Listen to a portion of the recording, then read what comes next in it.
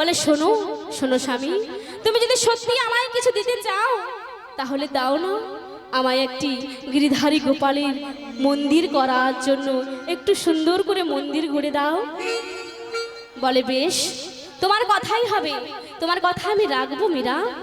আমি তোমার জন্য, তোমার গিরিধারী গোপালের জন্য সুন্দর করে আমি একটি মন্দির বানিয়ে দেব।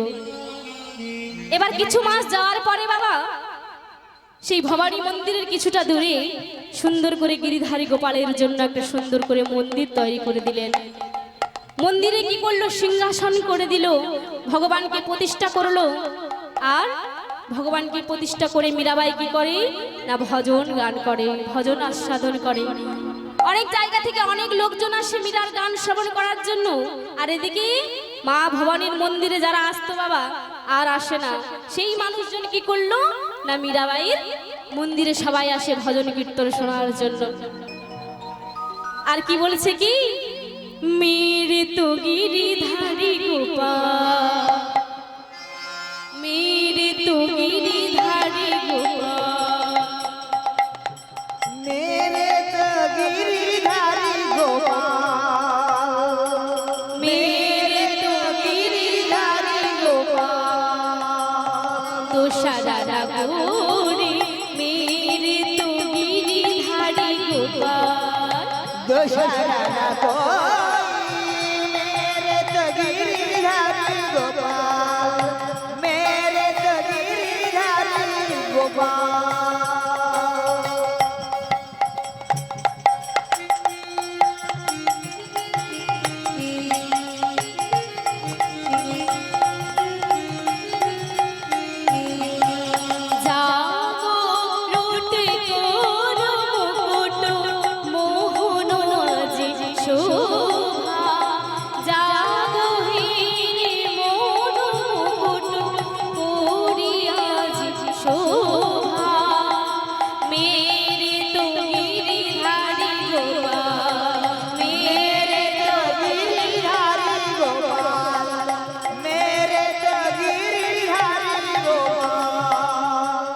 এবার বাবা যেই না মাধব মন্দিরে সমস্ত ভক্তগণ এলো বাবা, ভবানী মন্দিরে আর কেউ আসে না ভক্তগণ।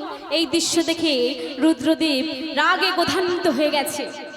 এবার কুমার ভোজের যে ভাই ছিল বিক্রম সিংহ এবং কুমার ভোজের একজন বোন ছিল যার নাম ছিল উদাবাই, এদিকে ভাই বোন আর এদিকে রুদ্রদেব তিনজন মিলে ষড়যন্ত্র করছে ওই কেমন করে ডাইনি মীরাকে এই বাড়ি থেকে, এই রাজ্য থেকে তাড়ানো যায়।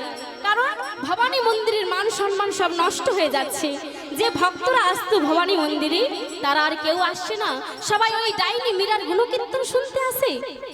কি এমন জাদু করেছে ওই মেয়েটা, দুদিনের মেয়ে এসে গোবিন্দ মন্দিরে সবাইকে নিয়ে যেন মাতামাতি করছে।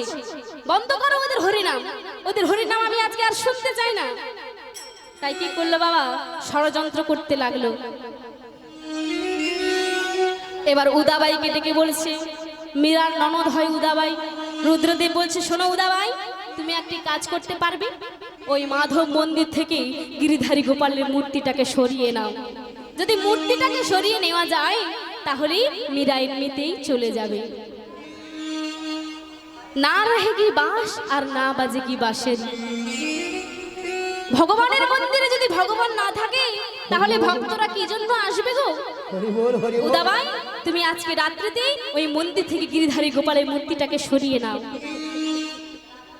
তাই কি করলেন, মীরাবাই যখন ভোগ লাগিয়ে শয়ন করিয়ে দিয়ে গোপালকে বাড়িতে এলেন, ঘুমিয়ে রয়েছে। এমন সময় রাত্রিতে কি হয়েছে, মীরাবাই চুপি চুপি গিয়ে মন্দিরের দরজা খুলে গিরিধারী গোপালের মূর্তিটাকে অন্য জায়গায় লুকিয়ে রেখে দিয়েছে। এবার ভোর আরতি করবে মীরা, সকাল সকাল এসেছে মন্দিরের দরজা খুলে, যখন সিংহাসনের দিকে তাকালো মা, হে কি হে কি, আমার গিরিধারী গোপাল কোথা কোথা, গিরিধারী গিরিধারী গিরিধারী, আমায় ছেড়ে তুমি কোথায় চলে গেলে গিরিধারী? তবে শোনো গিরিধারী, আমি তোমায় খুঁজতে যাব না গিরিধারী। আমি যদি সত্যি তোমার প্রকৃত ভক্ত হয়ে থাকি তবে তোমাকেই আমার কাছে আসতে হবে, তোমাকে আমার কাছে আসতে হবে। দেখুন বাবা, ভক্ত কাকে বলে? বলছে আমি তোমায় খুঁজতে যাব না। সত্যি যদি আমি তোমার প্রকৃত ভক্ত হয়ে থাকি, তোমাকে আমার কাছে আসতেই হবে। আজকে নয়ন জলে বুক ভাসিয়ে কাঁদছে আর ডাকছে, গিরিধারী তুমি যদি ভগবান ভক্তেরই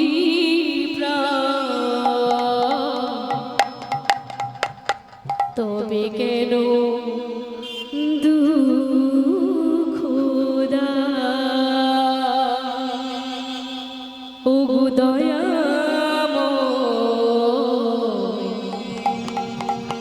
তবে কেন দুঃখ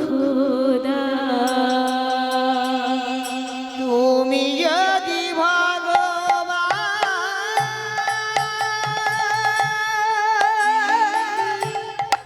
ভক্তেরি প্রাণ তবে কেন দুঃখ দাও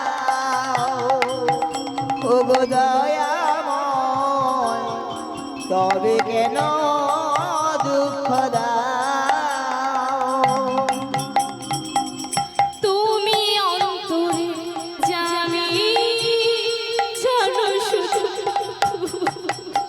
তুমি অন্তরে জানি জানো শুধু তুমি, তাই তুমি ভক্তের প্রাণ দয়াময়, তাই তুমি ভক্তের প্রাণ। তুমি যদি ভগবান ভক্তের প্রাণ তবে কেন দুঃখ দাও ও গো দয়াময়, তবে কেন দুঃখ দাও। তুমি যে কামনা, তুমি যে বাসনা, তাই তুমি ভক্তের তুমি যে কামনা, তুমি যে বাসনা, তাই তুমি ভক্তের প্রাণ দয়াময়, তাই তুমি ভক্তের প্রাণ। তুমি যদি ভগবান ভক্তের প্রাণ তবে কেন দুঃখ দাও ও গো দয়াময়, তবে কেন দুঃখ দাও। তুমি যদি ভগবান ভক্তের প্রাণ তবে কেন দুঃখ দয়াময়, তবে কেন দুঃখ গিরিধারী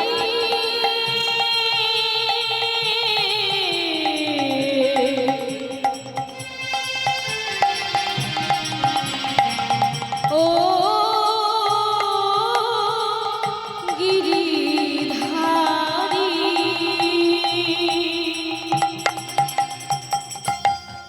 আজকে ভক্তের ডাকে ভগবান এলো বাবা।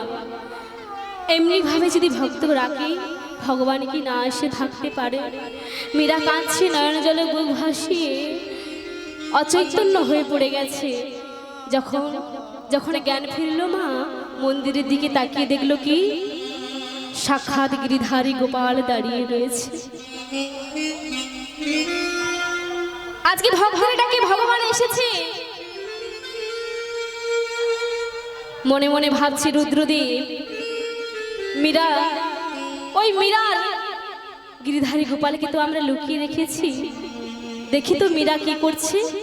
শুনতে পেল কি মীরা ভজন গানে গাইছে আর গিরিধারী গোপালের জন্য সুন্দর করে মালা গেঁথে গিরিধারী গোপালে পরিয়ে দিচ্ছে। শুনতে পেল সেই ভজন কিন্তু। তাই শুনে উদাবাইকে বলছে, উদাবাই তুমি না গিরিধারী গোপালকে লুকিয়ে রেখেছিলে? কোথায় পেল গিরিধারী গোপাল? সত্যি বলছি গুরুদেব, আমি তো গিরিধারী গোপালের মূর্তিটাকে লুকিয়ে রেখেছিলাম।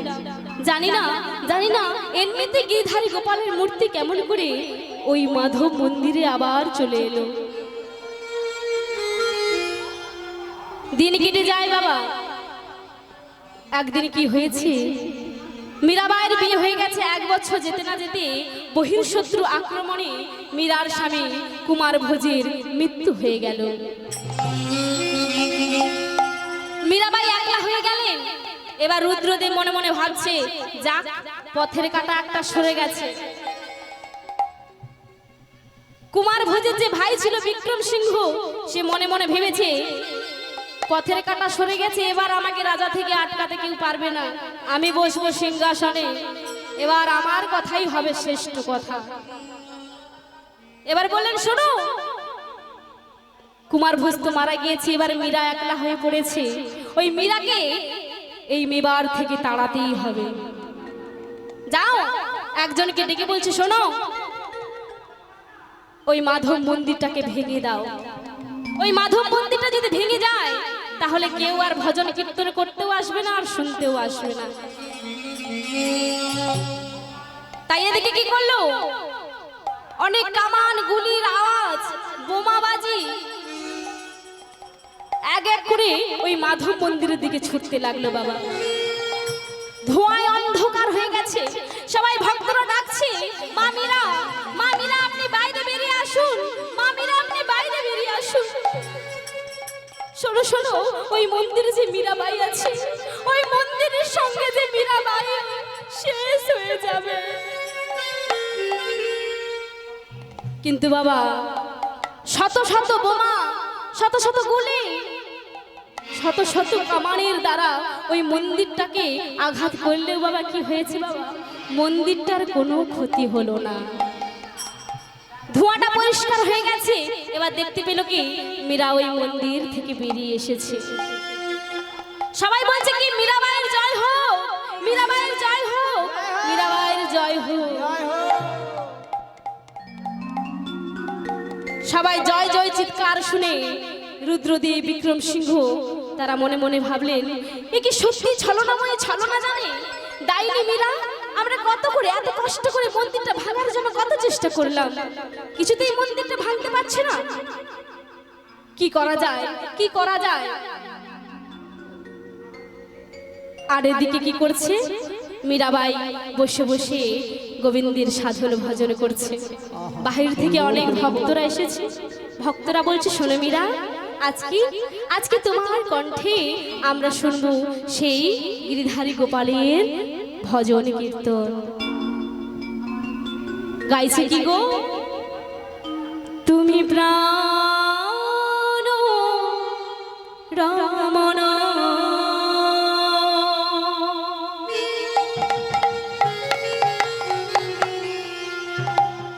হৃদি ভূষণ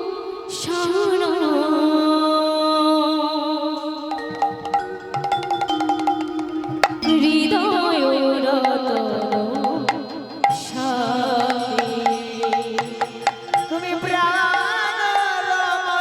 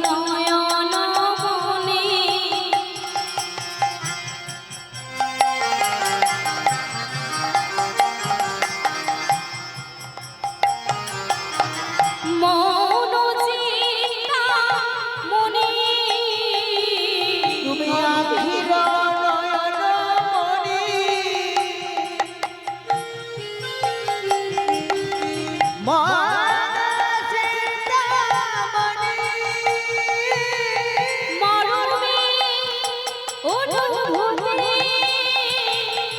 স্মৃতি রোষারতি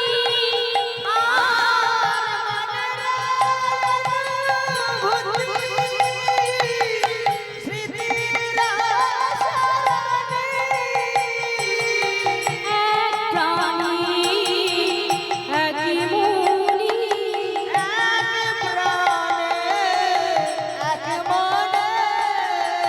তুমি আমি ও গোয়া কারণ জামি প্রাণ